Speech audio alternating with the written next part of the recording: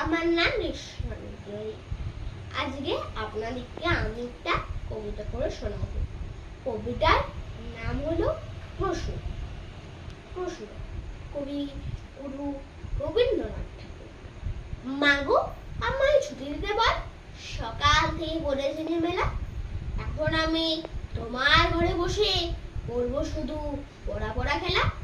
তুমি বলছো দুপুর এখন সবে, না হয় যেন সত্যি হলো তাই।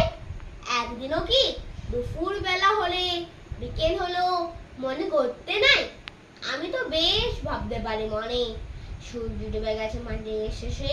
বাগদে বুড়ি চুপ করে নিয়ে সব ভুলেছে পুকুর ধারে এসে। আন্ধার হলো মাদার গাছের তলা, কারি হয়ে এলো দেখি জল। হাটের থেকে সবাই এলো ফিরে, মাঠের থেকে এলো চাষির দল। মনে কর না উঠলো সাঁঝের তারা, মনে কর না সন্ধে হলো যেন রাতের বেলা। দুপুর যদি হয়